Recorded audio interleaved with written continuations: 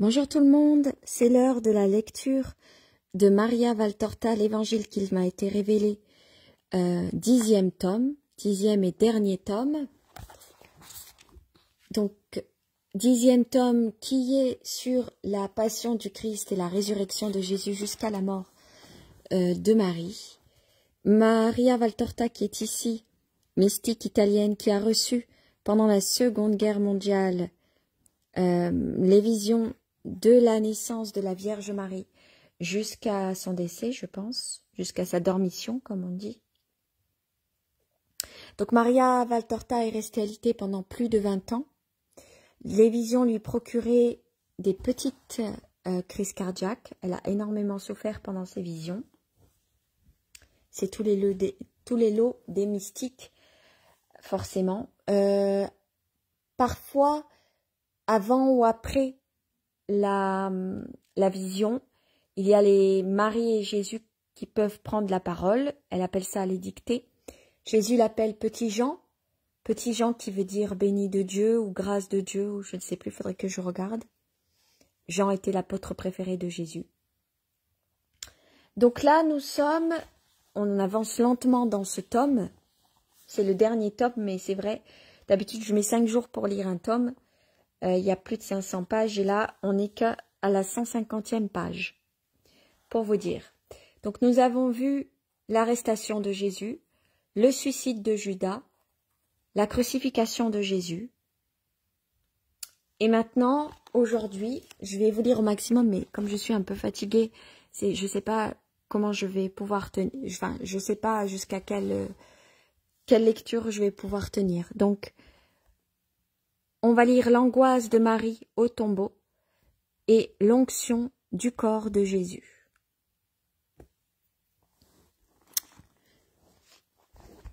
Vision du 19 février 1944. Dire ce que j'éprouve est inutile. Je ferai uniquement un exposé de ma propre douleur, ce qui serait sans valeur par rapport à la souffrance que je vois. Je l'écris donc sans commentaire sur mes propres réactions. J'assiste à la sépulture de notre Seigneur.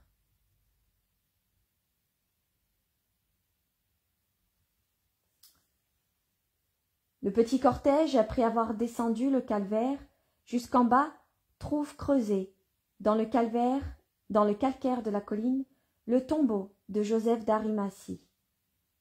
Donc ils vont mettre Jésus dans le tombeau de Joseph d'Arimathie. Les porteurs y pénètrent avec le corps de Jésus. Voici son aspect. C'est une pièce creusée dans la pierre au fond d'un jardin, tout fleuri. Cela ressemble à une grotte, mais on se rend compte qu'elle est évidée de main de l'homme.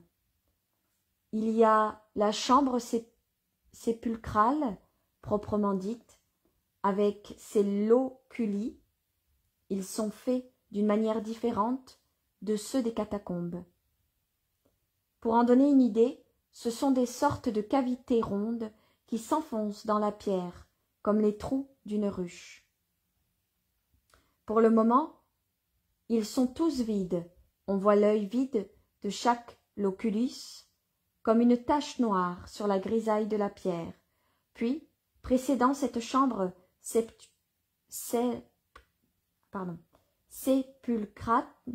sépulcrale, il y a une sorte d'antichambre, et en son milieu, une table de pierre pour l'onction. C'est sur elle que l'on dépose le corps de Jésus, enveloppé dans son linceul. Jean et Marie entrent à leur tour, mais eux seuls, car cette chambre préparatoire est petite, et s'il y avait des personnes supplémentaires, ils ne pourraient plus bouger. Les autres femmes se tiennent près de la porte, ou plutôt près de l'ouverture, car il n'y a pas de porte, à proprement dite. Les deux porteurs découvrent Jésus, pendant que, dans un coin, ils préparent les bandes et les aromates sur une espèce de console à la lumière des 2 torches. Marie se penche sur son fils en pleurant, et de nouveau, elle l'essuie avec le voile. qui entoure encore les reins de Jésus. C'est l'unique toilette que reçoit le corps de Jésus, celle des larmes maternelles, et si elles sont copieuses et abondantes, elles ne servent pourtant qu'à enlever superficiellement et partiellement la poussière, la sueur et le sang de ce corps torturé. Marie ne se lasse pas de caresser ses membres glacés, avec une délicatesse encore plus grande que si elle touchait celle d'un nouveau-né. Elle prend les pauvres mains déchirées, les serre dans les siennes, en baise les doigts, les allonge, cherche à réunir les lèvres des blessures comme pour les soigner, ou du moins les rendre moins douloureuses. Elle applique sur ses propres joues ses mains qui ne peuvent plus caresser, et elle gémit. Elle gémit dans son atroce douleur. Elle redresse et joint les pauvres pieds qui s'abandonnent, comme s'il était mortellement épuisé de tant de chemin parcouru pour nous. Mais ils ont été trop déplacés sur la croix, surtout celui de gauche, qui reste pour ainsi dire à plat, comme si il n'avait plus de cheville. Puis elle revient au corps, si froid et déjà rigide, et le caresse. Elle voit une nouvelle fois la déchirure de la lance, maintenant que le Sauveur est couché, sur le dos, sur la table de pierre. Elle est ouverte et béante, comme une bouche, permettant de mieux voir la cavité thoracique. La pointe du cœur se voit distinctement, entre le sternum et l'arc costal gauche. 2 centimètres environ au-dessus se trouve l'incision faite par la pointe de la lance dans la péricarde et le carde.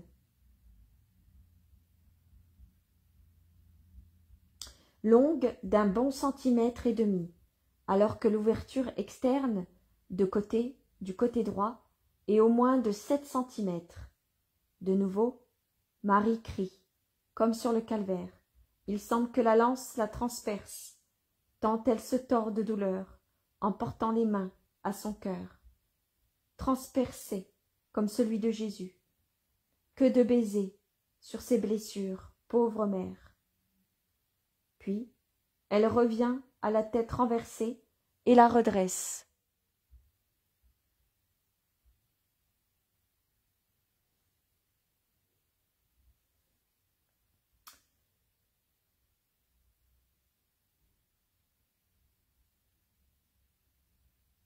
Car elle est restée légèrement inclinée en arrière et fortement droite. Elle cherche à fermer les paupières qui s'obstinent à rester entr'ouvertes et la bouche toujours ouverte contractée, un peu tordue à droite.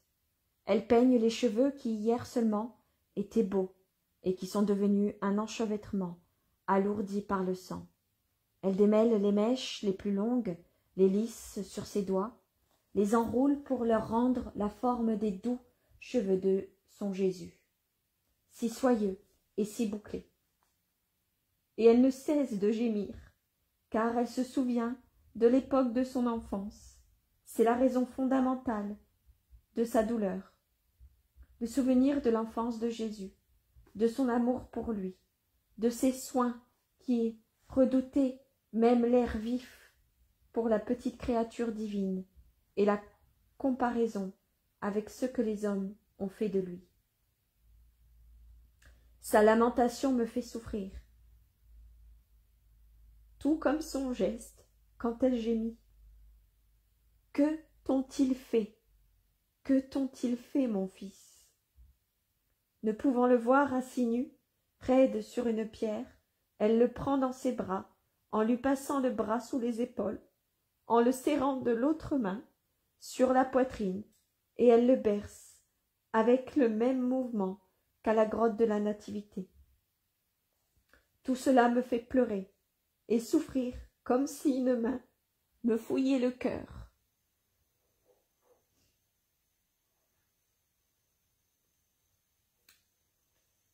Et la vision se termine. Deuxième vision, du 4 octobre 1944. La terrible angoisse spirituelle de Marie. Marie se tient près de la pierre de l'onction, et caresse, contemple, gémit et pleure. La lumière tremblante des torches éclaire par insistance son visage, et je vois de grosses larmes rouler sur les joues très pâles d'un visage ravagé. Et j'entends toutes les paroles, très distinctement, bien que murmurées entre les lèvres d'un vrai colloque. De son âme avec l'âme de son fils, je reçois l'ordre de les écrire. Mon pauvre fils, que de blessures, que tu as souffert. Voici ce qu'ils t'ont fait. Comme tu es froid, mon fils, tes doigts sont glacés, et comme ils sont inertes, ils paraissent brisés. Jamais, pas même dans mon sommeil, le plus abandonné de l'enfance, ni dans la lourdeur de la fatigue d'artisan, il n'était ainsi. Et comme ils sont glacés, pauvres mains, donne-les à ta maman, mon trésor. Mon amour saint, mon amour. Regarde comme elles sont transpercées. Mais regarde, Jean, cette déchirure. Oh, les cruelles.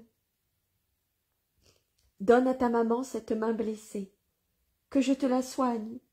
Oh, je ne te ferai aucun mal.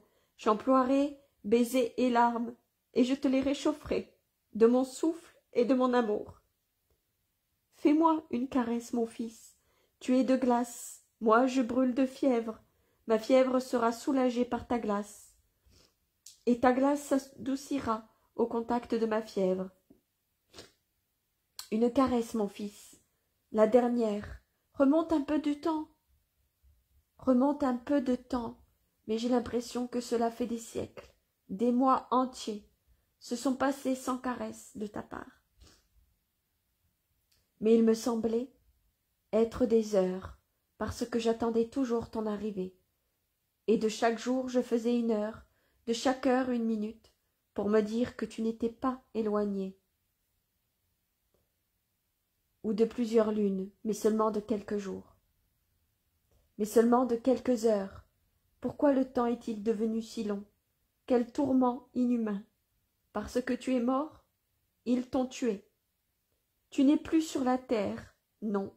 En quelques endroits que j'envoie mon âme chercher la tienne et l'embrasser. Puisque te trouver, te posséder, te sentir était la vie de ma chair et de mon esprit. En quelques endroits, je te cherche avec le flot de mon amour. Je ne te trouve plus, je ne te trouve plus. Il ne me reste de toi que cette dépouille froide, cette dépouille sans âme. Ô âme de mon Jésus, ô âme de mon Christ, ô âme de mon Seigneur, où es-tu? Pourquoi avez-vous enlevé son âme à mon fils, hyène cruelle unie à Satan? Et pourquoi ne m'avez-vous pas crucifié avec lui? Avez-vous eu peur d'un second crime? Sa voix devient de plus en plus forte et déchirante. Et qu'était-ce de tuer une pauvre femme? Pour vous qui n'avez pas hésité à tuer Dieu fait chair, n'avez-vous pas commis un second crime? Et n'est-il pas le plus infâme de laisser une mère survivre à son fils mis à mort?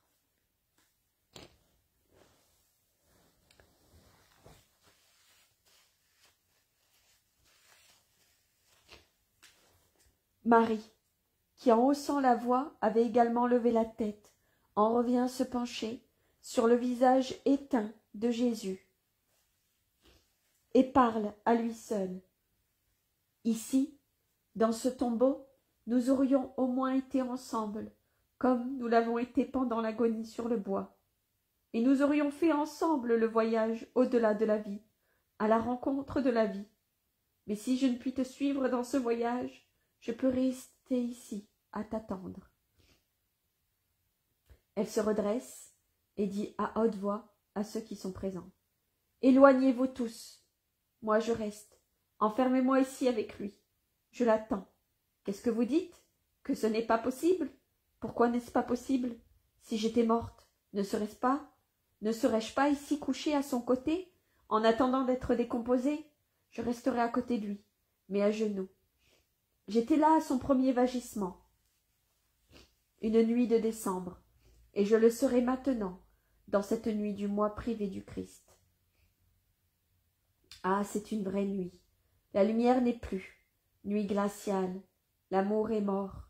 Que dis-tu, Nicodème? Je me contamine? Son sang n'est pas contamination. Je me suis pas contaminé en l'engendrant. Ah, comme tu es sorti, toi, fleur de mon sein, sans déchirer les fibres, mais vraiment comme la fleur de narcisse. Parfumé, qui éclot de l'âme, du bulbe matrice, et donne une fleur même, si l'étreinte de la terre n'a été sur la matrice. Floraison virginale, qui se réalise en toi, ah, mon fils venu de l'étreinte céleste, et né dans l'éclat des splendeurs célestes. Déchirée, la mère se penche de nouveau sur son fils, étrangère à tout ce qui n'est pas lui, et elle murmure doucement. Mais toi, mon fils, te souviens-tu de cet éclat de splendeur qui revêtait toute chose, tandis que ton sourire s'ouvrait au monde? Te souviens-tu de la lumière béatifique que le Père envoya des cieux pour envelopper le mystère de ta floraison et de te faire trouver moins repoussant ce monde obscur, pour toi qui étais lumière et venais de la lumière, du Père et de l'Esprit Paraclet. Et maintenant, tout est nuit et froid. Quel froid, quel froid! J'en frissonne. Il fait plus froid qu'en cette nuit de décembre. J'éprouvais alors la joie de t'avoir auprès de moi pour me réchauffer le cœur, et nous étions deux à t'aimer. Maintenant je suis seule et mourante. Moi aussi, mais je t'aimerai pour deux, pour ceux qui t'ont si peu aimé et qui t'ont abandonné au moment de ta souffrance. Je t'aimerai pour ceux qui t'ont haï, je t'aimerai pour le monde entier. Tu ne sentiras pas le froid du monde. Tu n'as pas ouvert les entrailles pour naître, mais pour que tu te sentes, pour que tu ne sentes pas le froid, je suis prête à me les ouvrir et à t'enfermer dans mon sein. Te souviens-tu comme il t'a aimé, ce sein, ce petit germe palpitant? Il est toujours le même. Oui, c'est mon droit et mon devoir de mère, c'est mon désir. Il n'y a que ta mère qui puisse l'avoir et qui puisse éprouver pour son fils un amour aussi grand que l'univers. Elle a peu à peu haussé la voix, et c'est maintenant avec force qu'elle déclare. Partez, moi je reste, vous reviendrez dans 3 jours, et nous sortirons ensemble. Ah, revoir le monde appuyé à ton bras, mon fils, comme il sera beau à la lumière de ton sourire, ressuscité. Le monde frémissant au pas de son Seigneur, la terre a tremblé quand la mort t'a arraché l'âme et que ton cœur est sorti, ton esprit. Et que ton cœur est sorti ton esprit. Cette fois, elle va trembler. Non plus d'horreur et de douleur, mais d'un suave frémissement que je connais pas, mais dont ma féminité a l'intuition. Qui émeut une vierge quand, après une absence, elle entend le pas de son époux, arrivant pour les noces. Mieux encore, la terre frémira d'un saint tressaillement, pareil à celui qui m'a bouleversé, au plus profond de mon être, quand le Seigneur, un et trine, vint sur moi, et quand la volonté du Père, unie au feu de l'amour, créa la semence dont tu es venu. Ô mon saint petit, mon enfant, tout à moi. Oui, tu tiens tout de moi. Chaque enfant a un père et une mère, même les bâtards. Mais toi, c'est ta maman seule qui a formé ta chair de rose et de lys, ainsi que ces broderies de veines bleues, comme nos rivières de Galilée, et ses lèvres de grenat, ses cheveux plus gracieux que la toison blonde des chèvres de nos collines, ou encore ses yeux qui ressemblent à 2 petits lacs de paradis.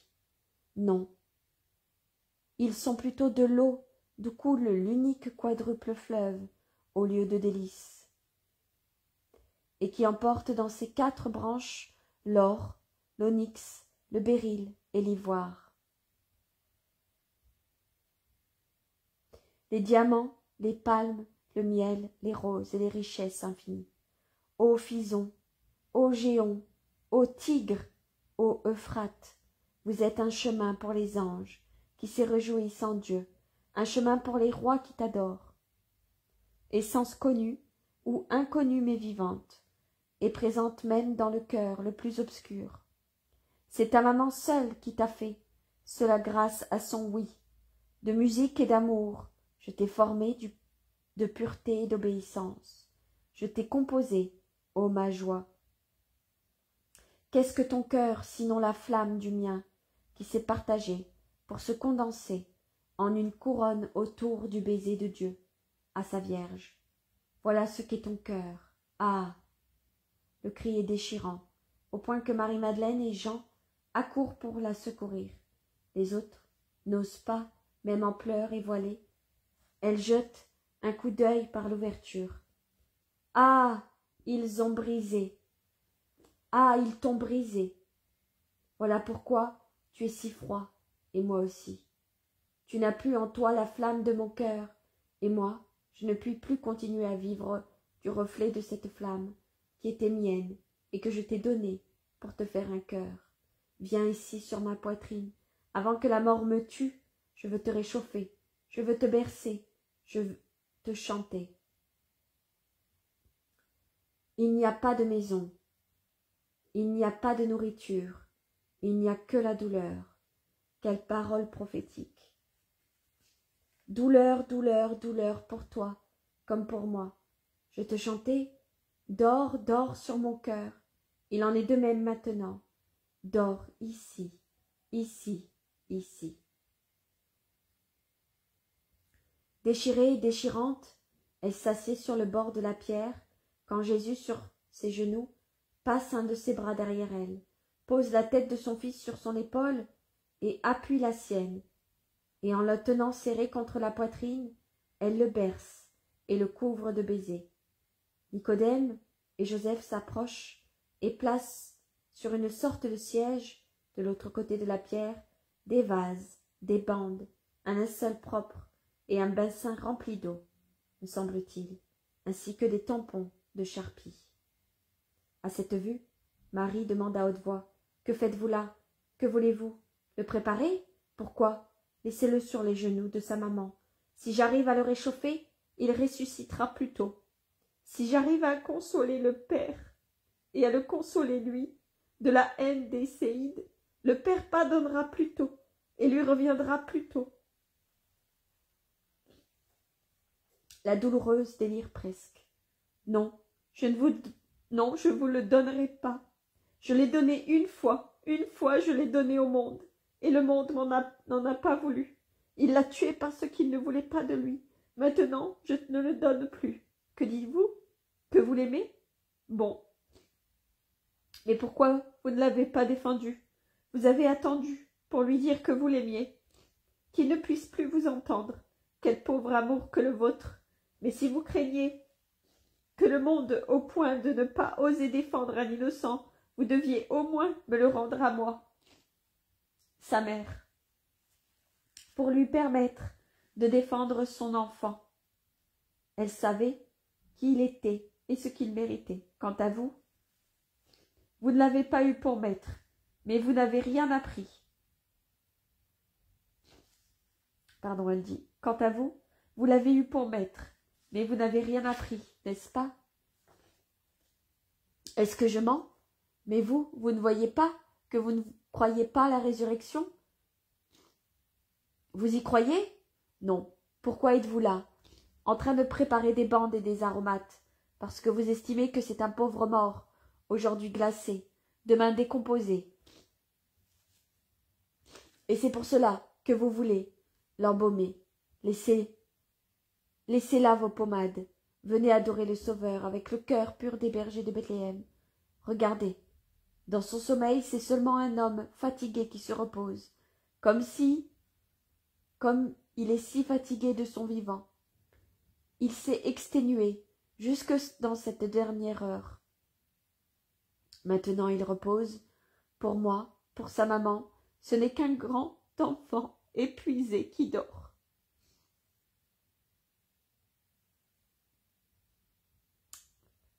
Son lit et sa chambre sont bien misérables, mais son premier berceau n'était pas plus beau, ni sa première demeure plus plaisante.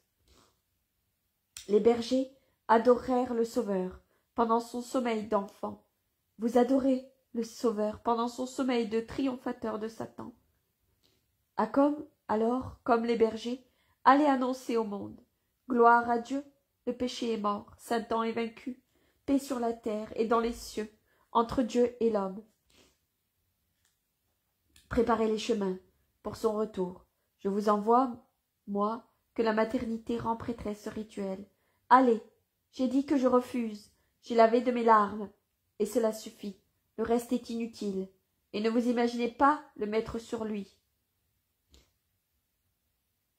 Il sera plus facile pour lui de se relever s'il est dégagé de ces bandes, funèbres et inutiles. Pourquoi me regardes-tu ainsi, Joseph? Et toi, Nicodème, l'horreur de cette journée vous a-t-elle pas rendu hébété? Avez-vous perdu la mémoire? Ne vous rappelez-vous pas à cette génération mauvaise et adultère qui cherche un signe? Il ne sera donné que le signe de Jonas. De même, le Fils de l'homme restera 3 jours et 3 nuits dans le cœur de la terre. Ne vous en souvenez-vous pas? Le Fils de l'homme va être livré aux mains des hommes qui le tueront, mais le 3e jour, il ressuscitera. Ne vous rappelez-vous pas? Détruisez ce temple du vrai Dieu, et en 3 jours je le ressusciterai. Ce temple, c'était son corps. Tu hoches la tête, tu me plains, tu me crois folle, mais comment? Qui a ressuscité des morts? Il ne pourrait pas se ressusciter lui-même, Jean? Mère, oui, appelle-moi mère. Je ne peux vivre à l'idée que personne ne m'appelle plus ainsi. Jean, tu étais présent quand il a ressuscité la fille de Jaïré et le jeune homme de Naïm. Ils étaient bien morts, eux, n'est-ce pas? Ce n'est pas seulement un lourd sommeil. Réponds.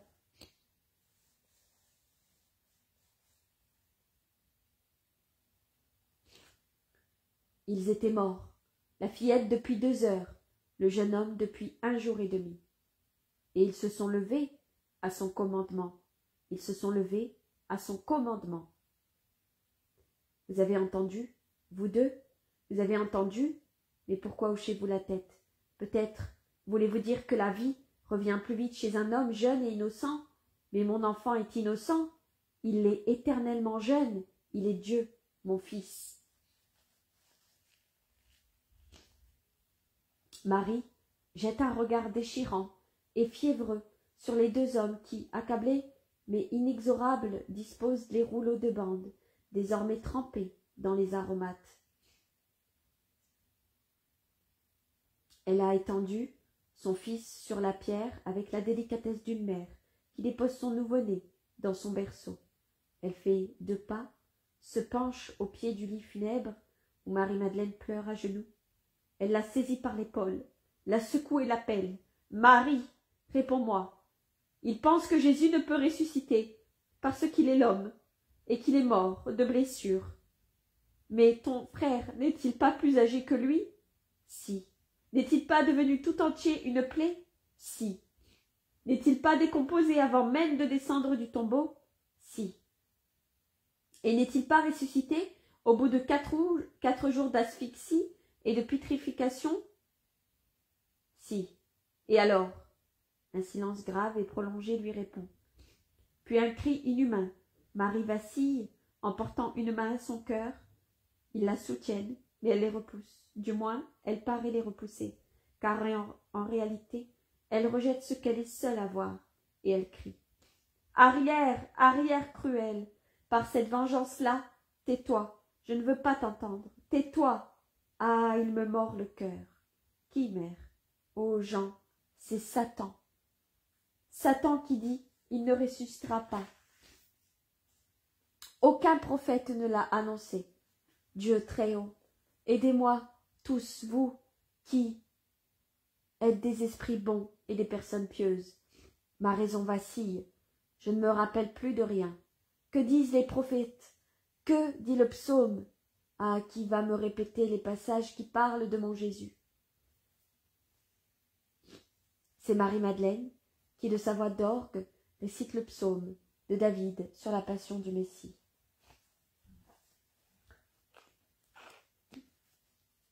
Marie, soutenue par Jean, redouble de larmes qui tombent sur son fils mort, celui qui est inondé. La mère s'en aperçoit, elle l'essuie et dit à voix basse: tant de larmes, alors que, lorsque tu avais si soif, je n'ai pas pu t'en donner une seule goutte. Et maintenant, je t'inonde. Tu ressembles à un arbuste sous une épaisse rosée. Viens ici. Que la maman t'essuie, mon fils. Tu as goûté à tant d'amertume que sur tes lèvres blessées ne tombe pas aussi l'amertume du sel, des larmes maternelles.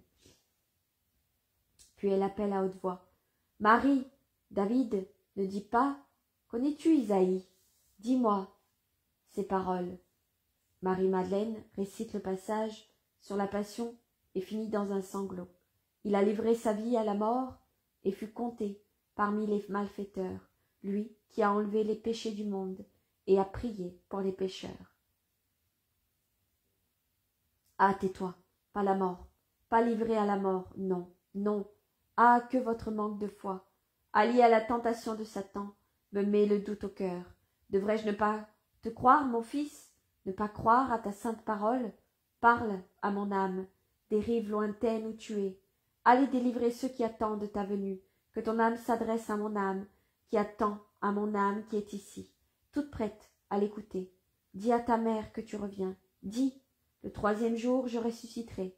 Je t'en supplie, mon fils. Et Dieu, aide-moi à protéger ma foi. Satan enroule ses anneaux autour d'elle pour l'étrangler. Il a détourné sa tête de serpent de la chair de l'homme, car tu lui as arraché cette proie. Mais maintenant, il a enfoncé ses crocs venimeux dans la chair de mon cœur. Et il en paralysie les battements à force et la chaleur. Mon Dieu, ne permets pas que je me méfie. Ne laisse pas de doute me glacer. Ne donne pas à Satan la liberté de m'amener au désespoir. Mon fils, mets ta main sur mon cœur. Elle chassera Satan. Pose-la sur ta tête. Elle y ramènera la lumière. Sanctifie mes lèvres par une caresse, pour qu'elle ait la force de dire « Je crois », même quand tout le monde qui me croit pas. Ah, quelle douleur, c'est de ne pas croire, Père. Il faut beaucoup pardonner à ceux qui ne croient pas, car quand on ne croit plus, toute horreur devient facile. Je peux te l'affirmer, moi qui éprouve cette torture. Père, pitié, des sans-foi, donne-leur, Père saint, donne-leur au nom de cette hostie consumée. Et de moi, hostie qui se consume encore, donne ta foi aux sans-foi. Un long silence s'installe. Nicodème et Joseph font un signe à Jean et à Marie-Madeleine. Viens, mère. C'est Marie-Madeleine qui parle pour chercher à éloigner Marie de son fils et à séparer les doigts de Jésus, entrelacés dans ceux de Marie, qui les couvre de baisers, en pleurant. Marie, solennelle, se dresse. Elle étend une dernière fois les pauvres doigts, exsangues, pose la main inerte de Jésus le long de son corps, puis elle baisse les bras vers la terre, et bien droite, la tête légèrement renversée, elle prie et offre. On n'entend pas un mot, même par toute son attitude, on comprend qu'elle prie. C'est vraiment la prêtresse de l'autel, la prêtresse au moment de l'offertoire. Oferimus, pra eclarae, majestati, tuae, de tuis donis agdatis, ostiam puram, ostiam sanctam, ostiam immaculatam. Puis elle se tourne. Fais-le donc, faites-le donc, mais il ressuscitera. C'est inutilement que vous vous défiez de ma raison et que vous êtes aveugle à la vérité qu'il vous a révélée.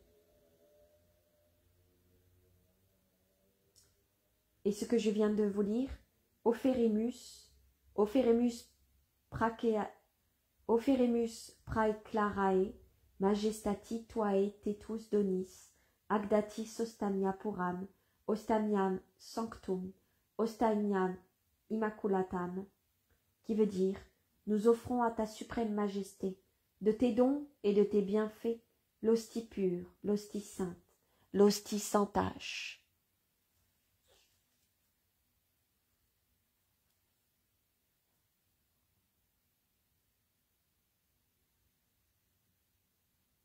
C'est inutilement que Satan cherche à attaquer ma foi, pour acheter le monde. Il manque aussi la torture que Satan, vaincu, fait endurer à mon cœur. Je la subis et l'offre pour ceux qui viendront.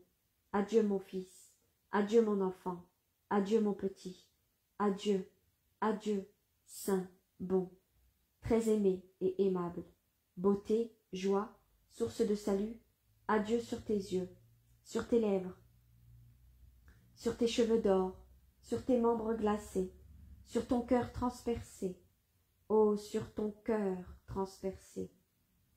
Mes baisers, mes baisers, mes baisers, adieu, adieu Seigneur, pitié pour moi.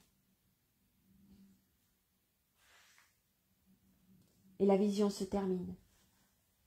Troisième vision, du 19 février 1944. Une fois la préparation, les bandes achevées, Nicodème et Joseph s'approchent de la table et dénudent Jésus, même de son voile. Ils passent une éponge, me semble-t-il, ou un morceau de lin sur ses membres, qui dégoûtent de partout, pour les préparer très sommairement. Puis, ils enduisent longuement le corps tout entier. Ils ensevelisent vraiment. Ils l'ensevelissent. Je ne vais pas y arriver. Ils l'ensevelisent vraiment sous une couche de pommade. Auparavant, ils l'ont soulevé pour nettoyer aussi la table de pierre sur laquelle ils étendent le linceul, dont plus de la moitié pend à la tête du lit. Ils posent Jésus sur le ventre et enduisent tout le dos, les cuisses, les jambes, toute la partie postérieure.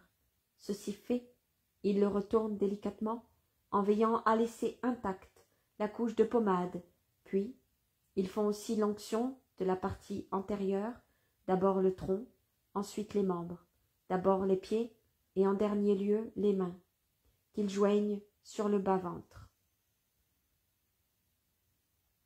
La mixture des aromates doit être collante, comme de la glu, car je vois que les mains de Jésus restent en place, alors qu'auparavant elles glissaient toujours, à cause de leur poids de membres morts. Les pieds, eux, gardent leur position, l'un plus droit, l'autre plus allongé. Il termine par la tête, après l'avoir enduit avec soin, de manière à ce que les traits disparaissent sous la couche d'ongles. Il lie le menton avec une bande pour maintenir la bouche fermée. Marie gémit plus fort. Puis il soulève le côté du linceul qui pend et le replie sur Jésus, qui disparaît sous la grosse toile. Ce n'est plus qu'une forme couverte par une toile. Après avoir vérifié que tout est comme il faut, Joseph pose encore sur le visage un suaire de lin et d'autres linges, qui ressemblent à de courtes et larges bandes rectangulaires, qui passent à droite, à gauche, au-dessus du corps, et maintenant en place le linceul, bien adhérent au corps. Ce n'est pas le bandage que l'on voit sur les momies, ni même à la résurrection de Lazare, c'est un embryon de bandage. Jésus, désormais, est effacé, même sa forme disparaît, sous les linges. Cela ressemble à un long paquet, de toile plus étroit, aux extrémités et plus large au milieu, appuyé sur la pierre grise. Marie redouble de larmes. Et la vision se termine. Et Jésus prend la parole. Dictée du 4 octobre 1944. Jésus dit: la torture de Marie a continué par des assauts périodiques jusqu'à l'aube du dimanche. J'ai eu, dans la passion, une seule tentation. Mais ma mère, la femme, a expié pour la femme, coupable de tout mal, de très nombreuses fois. Et Satan s'est acharné sur la victorieuse, avec une férocité décuplée. Marie l'a vaincue. Elle a connu la plus atroce tentation. Tentation contre sa chair de mère, tentation contre son cœur de mère, tentation contre son âme de mère. Le monde s'imagine que la rédemption s'est achevée avec mon dernier soupir. Non, ma mère l'a accompli en y ajoutant sa triple torture pour acheter la triple concupiscence, en luttant pendant 3 jours contre Satan, qui voulait l'amener à nier ma parole et à ne pas croire en ma résurrection. Marie fut la seule qui continua à croire. Si elle est grande et bienheureuse, c'est aussi en raison de cette foi. Tu as aussi connu ce tourment qui fait écho à mes angoisses, à Gethsémani. Le monde ne comprendra pas cette page, mais ceux qui sont dans le monde, sans être du monde, la comprendront. À leur amour, pour ma douleur, mère en sera renforcée. C'est pour cela que je te l'ai donné. Va en paix avec ma bénédiction. Cette vision était et pour ceux qui sont dans le monde, mais pas de ce monde. Ceux qui sont dans le monde sans être du monde.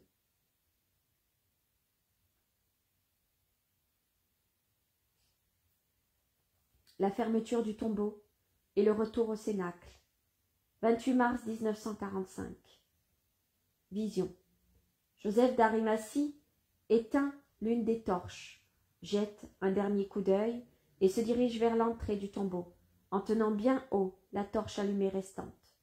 Marie s'incline, encore une fois, pour donner un baiser à son fils, à travers les linges. Elle voudrait dominer sa peine et la contenir à une forme de respect envers le cadavre qui, déjà embaumé, ne lui appartient plus.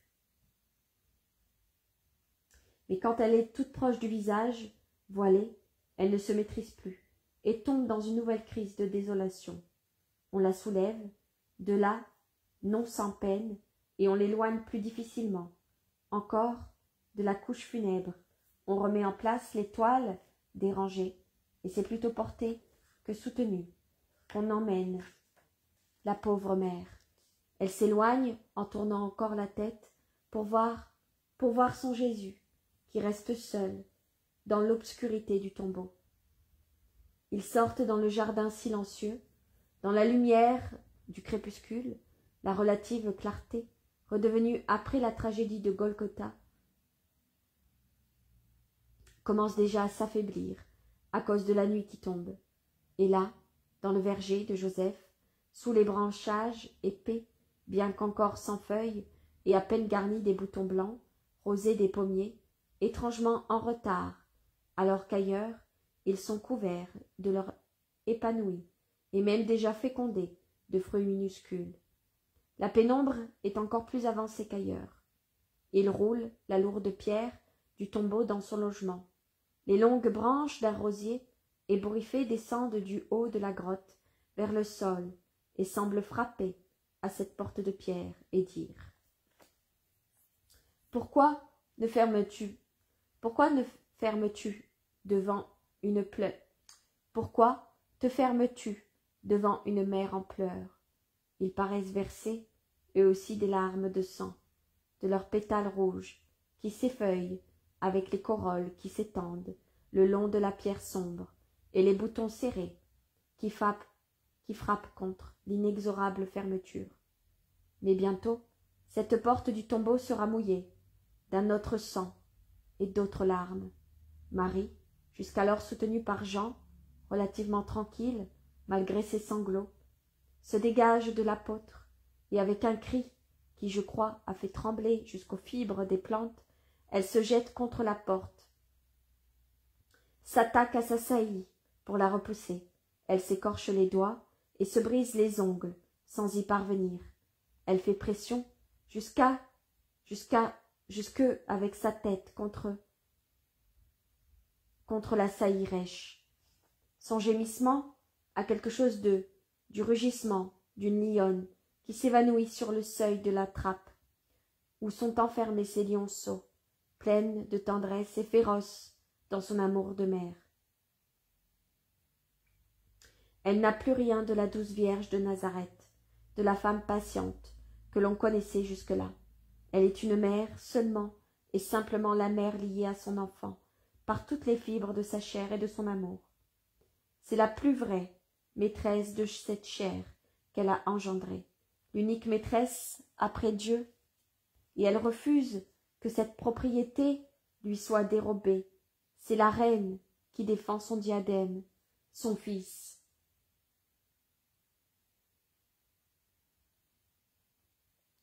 Toute la révolte et toutes les rébellions qu'en 33 ans toute autre femme aurait eues contre l'injustice du monde envers son enfant, toutes les férocités saintes et licites que toute autre mère eut durant ces dernières heures pour frapper et tuer de ses mains et de ses dents les assassins de son enfant.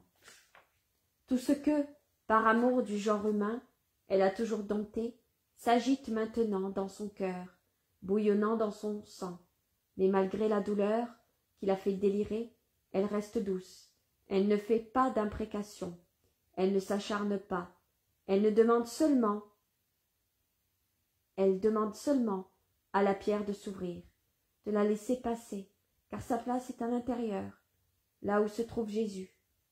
Elle demande seulement aux hommes, impitoyables dans leur pitié, de lui obéir et d'ouvrir.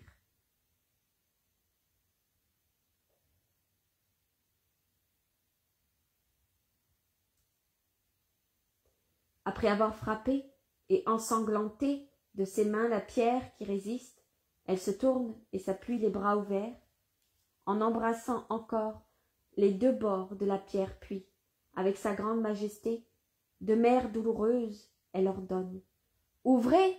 Vous refusez, eh bien moi je reste ici. Ce n'est pas possible à l'intérieur, alors, ici à l'extérieur, c'est ici que sont mon pain et mon lit, c'est ici qu'est ma demeure. Je n'ai pas d'autre maison, ni d'autre but. Quant à vous, partez, retournez dans ce monde affreux. Moi je reste là, où il n'y a ni cupidité, ni odeur de sang. Tu ne peux pas, femme, tu ne peux pas, mère, tu ne peux pas, ma chère Marie. Il cherche à lui détacher les mains de la pierre, effrayé par ses yeux, dont ils connaissent pas la lueur, qui les rend durs, impérieux, vitreux, phosphorescents. Mais la violence n'est pas le fait des doux, et les humbles ne savent pas persister dans l'orgueil. Et Marie perd soudain véhémence de sa volonté, et le caractère impérieux de son commandement. Elle reprend son doux regard de colombe, torturée, perd la majesté de son attitude, elle fait un geste suppliant, et elle joint les mains, implorant.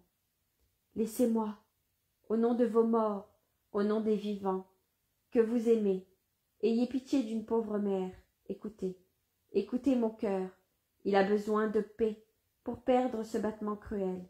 Il s'est mis à battre ainsi là-haut, sur le calvaire. Chaque coup de marteau blessait mon enfant et retentissait dans mon cerveau et dans mon cœur.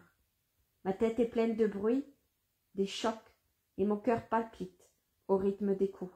Sur les mains, sur les pieds de mon Jésus, mon enfant, mon enfant.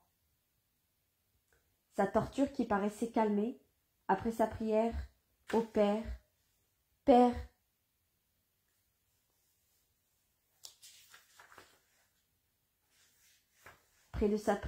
après sa prière au Père, près de la table de l'onction, reprend soudain, tout pleurant.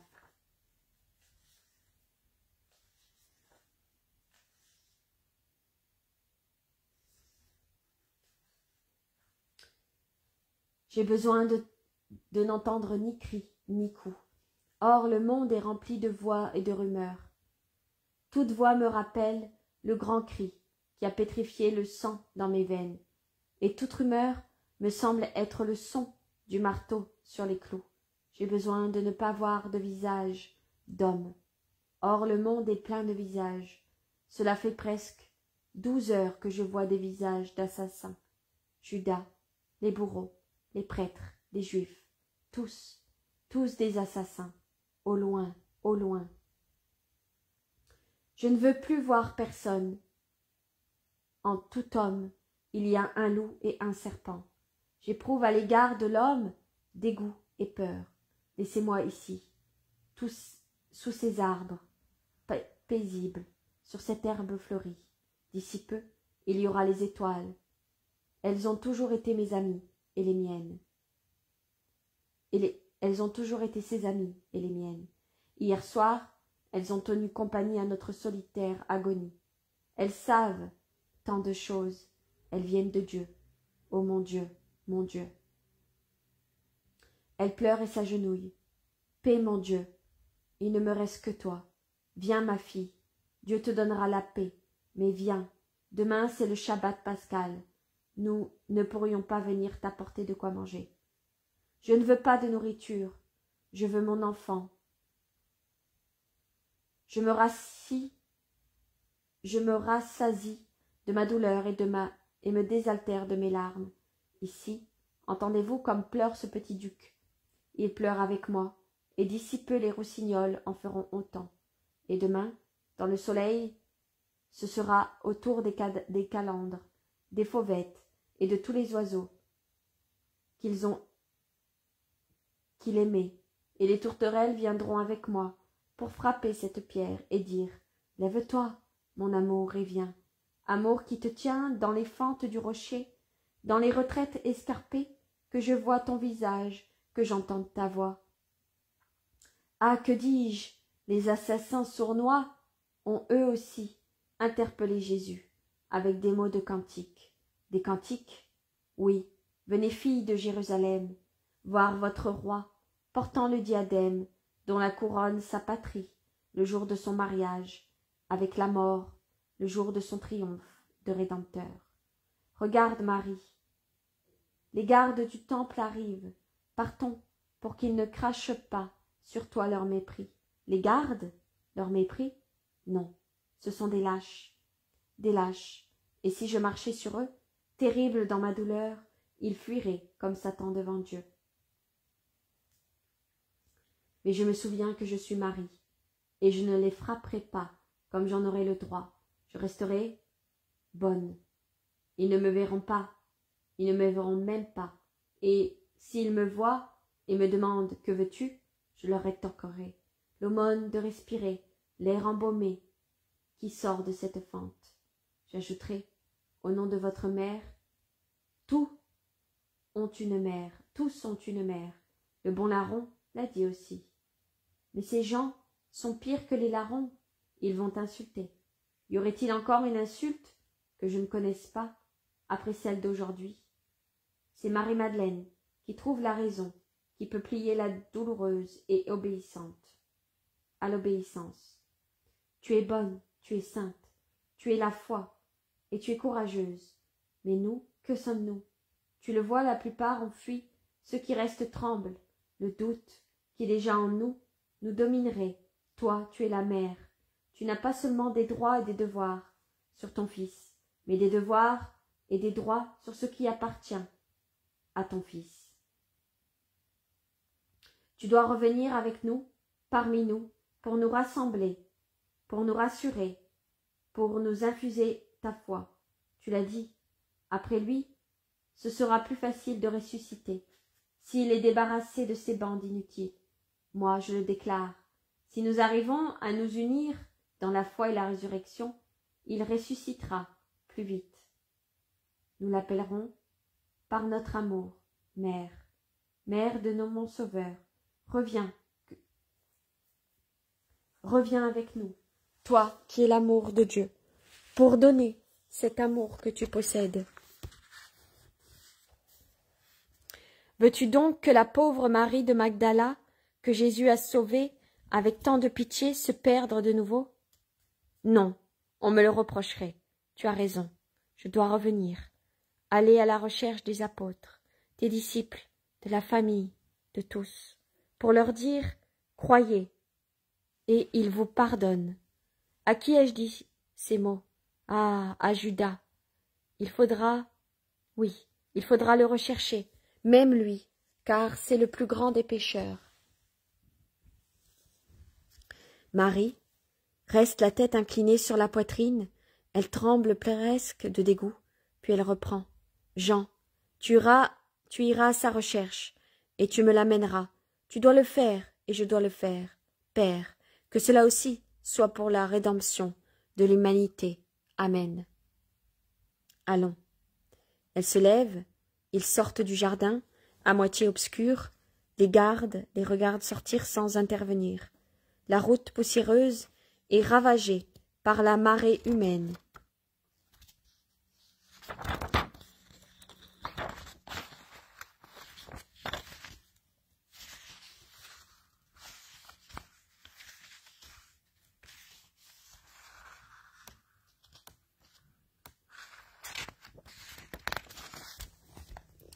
Qu'il a parcouru et frappé de ses pieds, de ses pierres et de ses matraques, fait une courbe autour du calvaire pour rejoindre la route principale, parallèle au mur.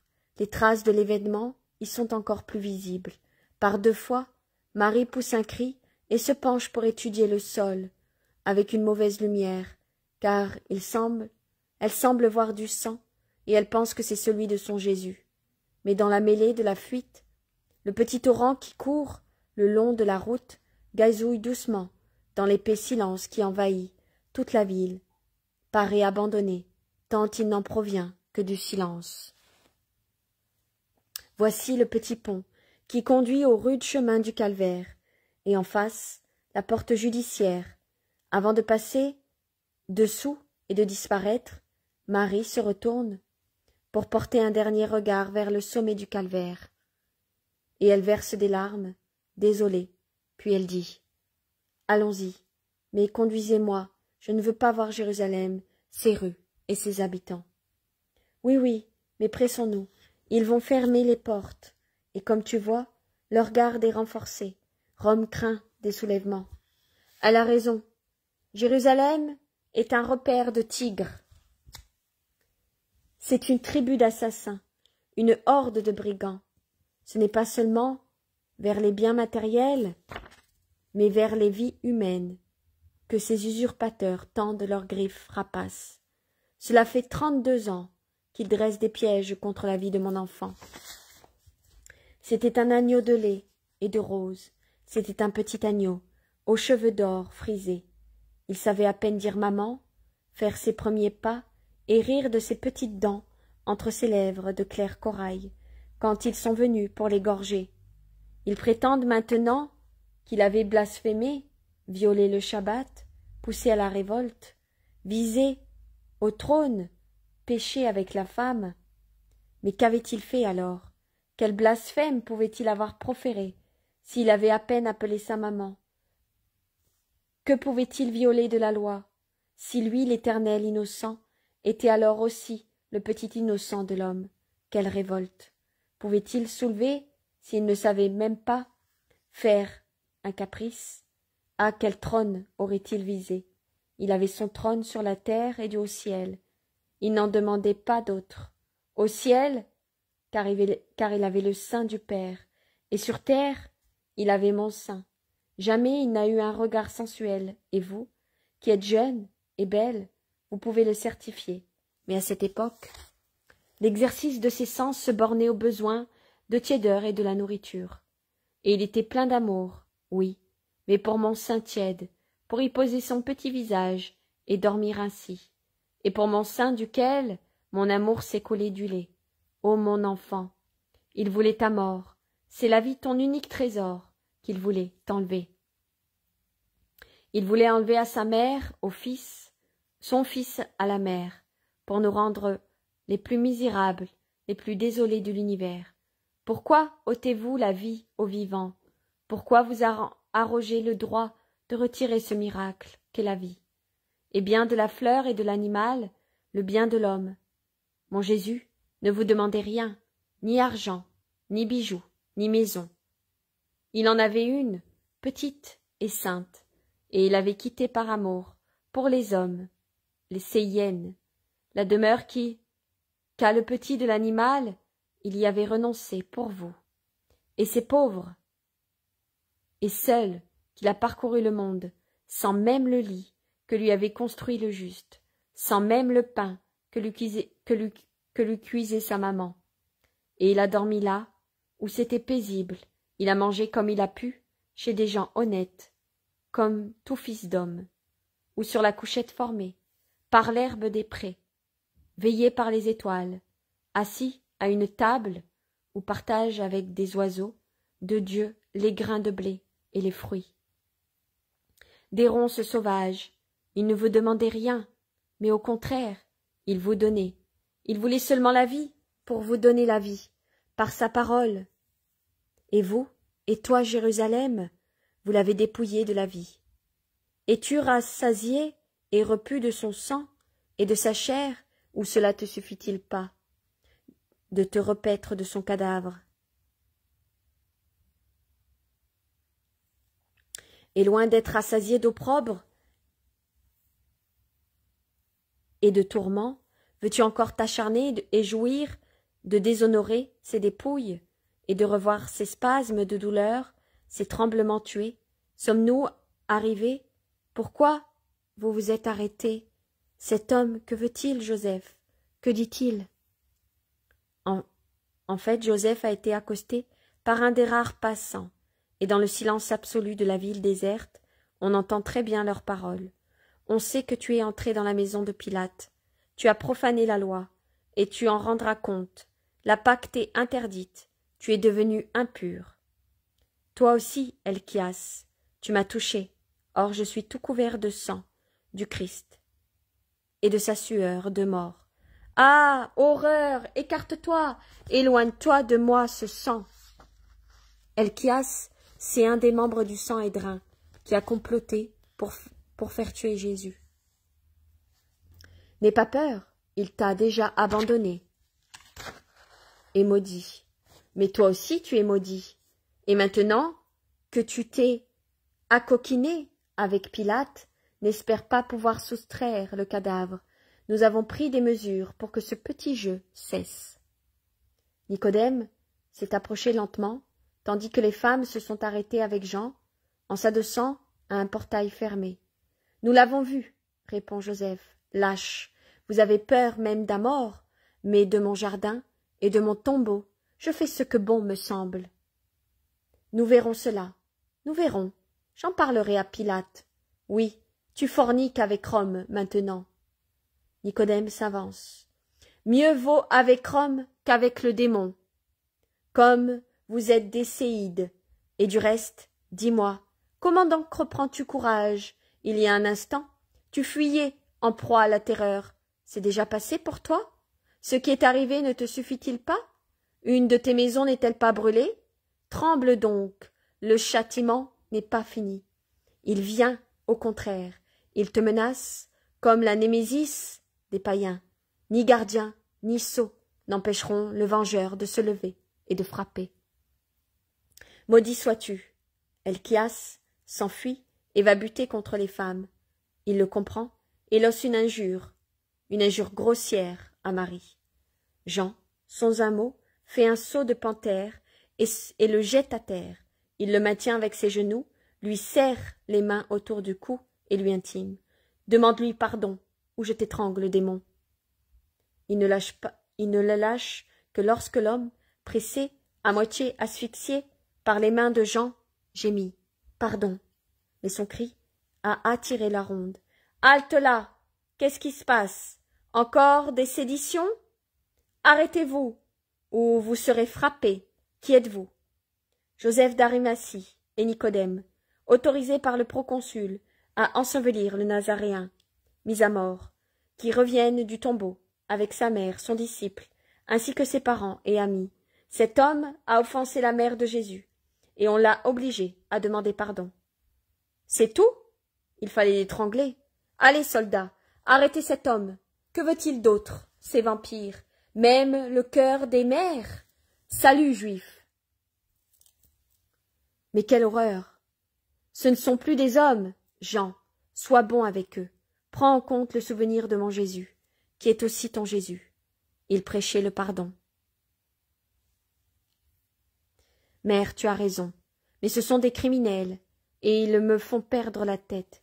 Ce sont des sacrilèges, ils t'offensent, et je ne puis le permettre. Ce sont des criminels, oui, et ils savent qu'ils le sont. Regarde comme il y en a peu dans les rues, comme ils s'esquivent furtivement. Leur forfait accompli, les criminels sont pris d'inquiétude. Les voir fuir ainsi, entrer dans les maisons, se barricader par peur, me fait horreur. Je les vois, tous coupables de déicéide. Regarde là, Marie, ce vieil homme, il est déjà au bord de la fosse, et pourtant, maintenant que la lumière de cette porte qui s'ouvre l'éclaire, il me semble l'avoir vu défiler pour accuser mon Jésus, là-haut sur le calvaire. Il l'appelle larron. Larron, mon Jésus, et ce jeune, à peine plus qu'un enfant, lui adressait des blasphèmes obscènes en invoquant son sang sur lui, le malheureux.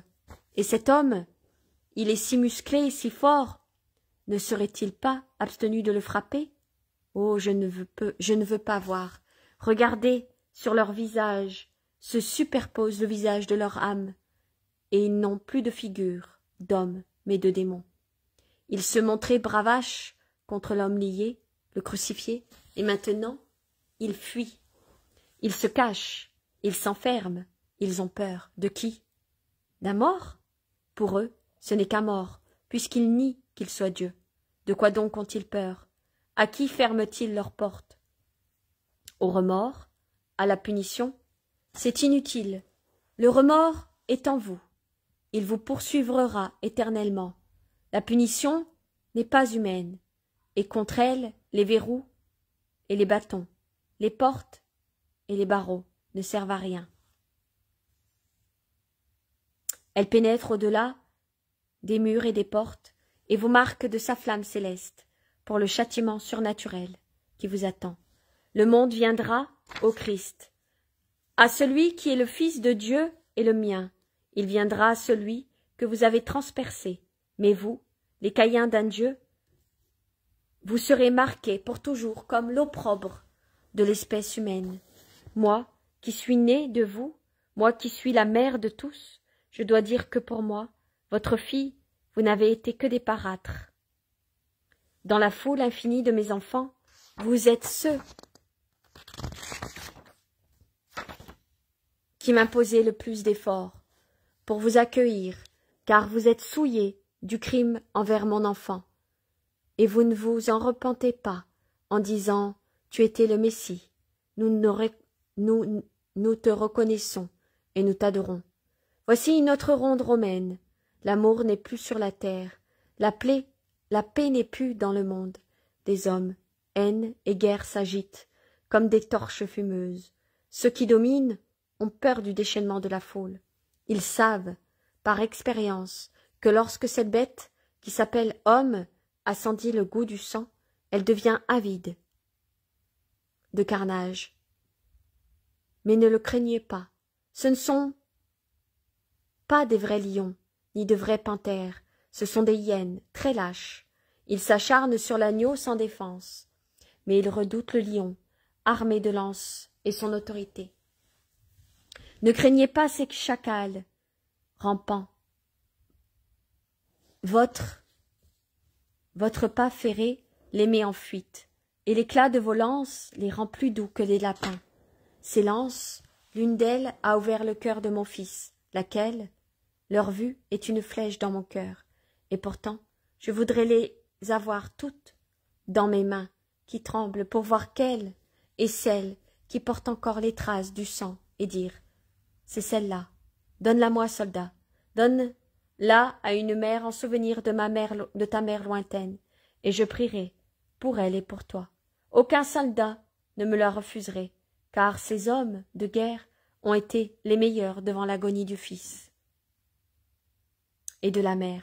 Pourquoi n'y ai-je pas pensé là-haut? C'était comme si on m'avait frappé à la tête. Déjà, elle était abrutie par ces coups. Ah, quel coup, qui me permet de ne plus les entendre ici, dans ma pauvre tête. la lance comme je la voudrais. Nous pouvons la chercher, mère. Le centurion me paraît très bon avec nous. Je crois qu'il ne refuserait pas. J'irai demain. Oui, oui, Jean. Je suis pauvre, je n'ai que peu d'argent, mais je me dépouillerai jusqu'à mon dernier sou pour obtenir cette arme. Ah, comment ai-je pu ne pas la demander? Marie, ma chérie, aucun d'entre nous ne connaissait cette blessure. Quand tu l'as vue, les soldats étaient déjà loin. C'est vrai, je suis abruti par la douleur, et les vêtements, je n'ai rien de lui. Je donnerai mon sang pour les avoir. Marie verse de nouveau des larmes désolées.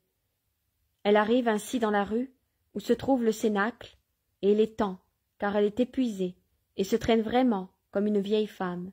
Et elle dit « Courage, nous voilà arrivés. » Arrivés? Le chemin qui est ce matin m'a paru si long et donc si court. Ce matin, était-ce ce matin? Cela ne fait pas plus longtemps qu'hier soir. Cela ne fait pas plus longtemps. Que d'heures, que de siècles sont passés depuis que je suis entrée hier au soir, ici, depuis que j'en suis sortie ce matin? Est-ce une femme qu'il y a longtemps, croulant sous les siècles, qui pèse sur mes épaules courbées et sur ma tête chenue? Il me semble avoir vécu toute la douleur du monde. Cette croix est immatérielle, mais combien lourde. Elle est de pierre, peut-être encore plus lourde que celle de mon Jésus. Car je porte la mienne et la sienne avec le souvenir de sa torture et la réalité de la mienne. Entrons, puisqu'il le faut. Mais ce n'est pas un réconfort, c'est un accroissement de douleur. Et c'est par cette porte qu'est entré mon fils pour son dernier repas. C'est par elle qu'il est sorti pour aller à la rencontre de la mort. Et il a dû mettre son pied là où le traître avait posé l'innocent.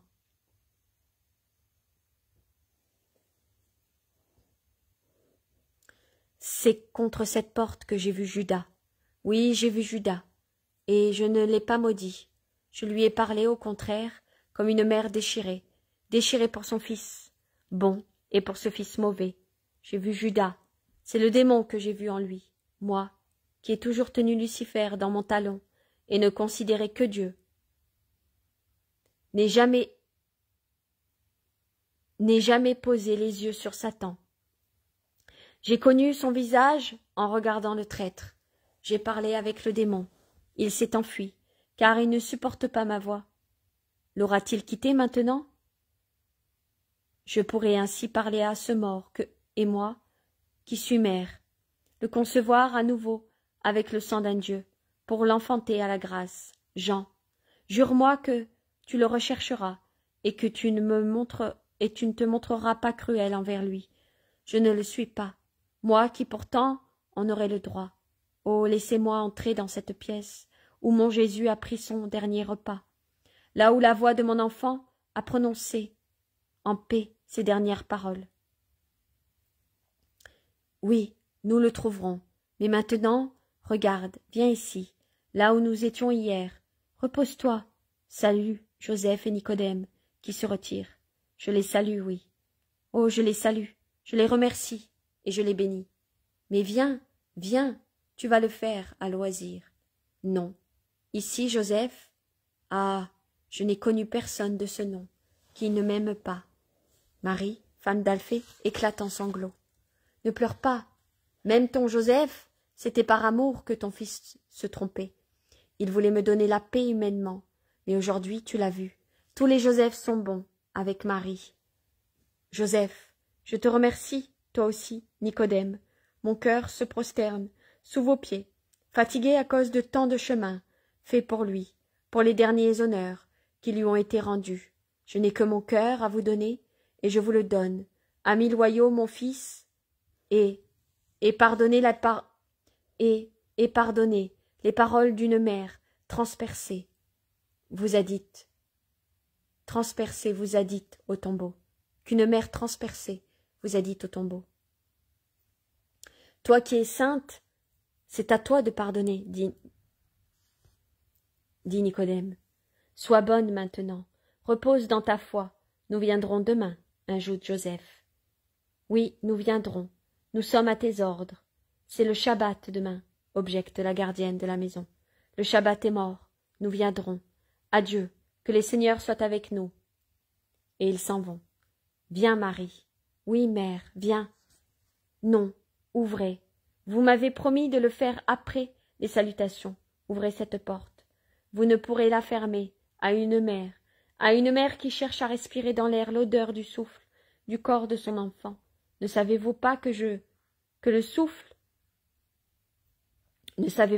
souffle et ce corps, c'est moi qui le lui ai donné, moi qui l'ai porté 9 mois, qui l'ai enfanté, allaité, élevé, soigné.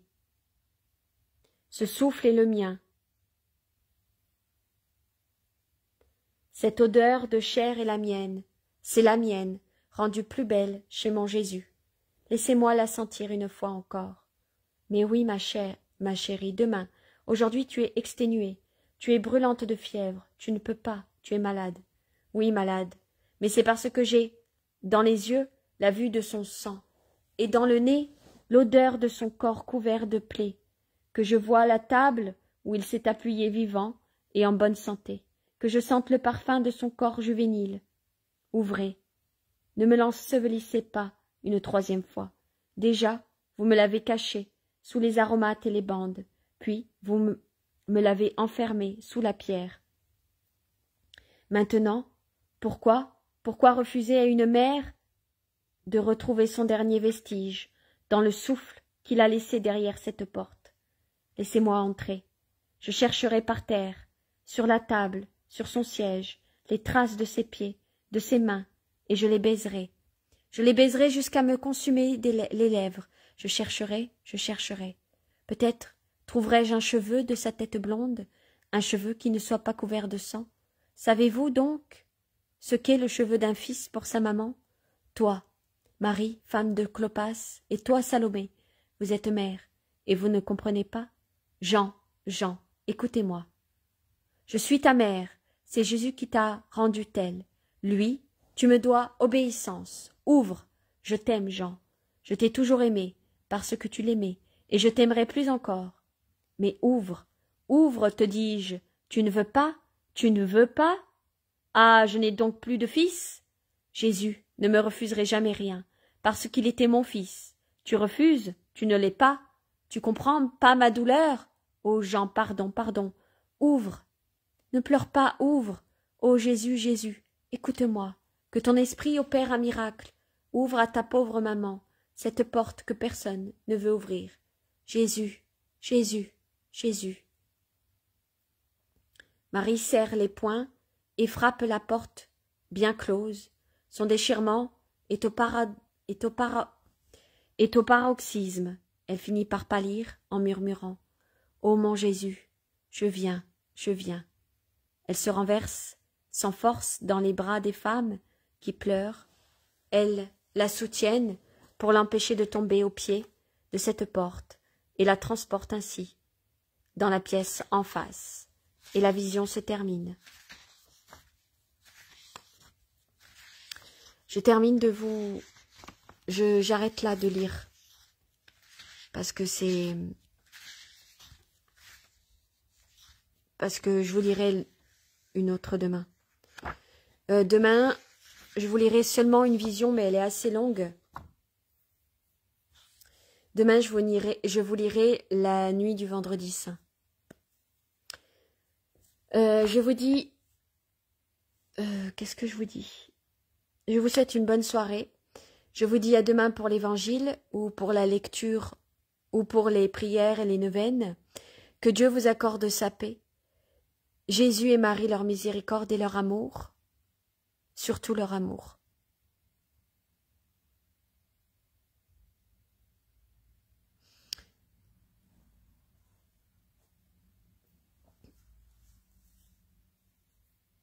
C'est demain la messe, Séverine, à 23h, entre 23h et minuit. Bonne soirée, à demain.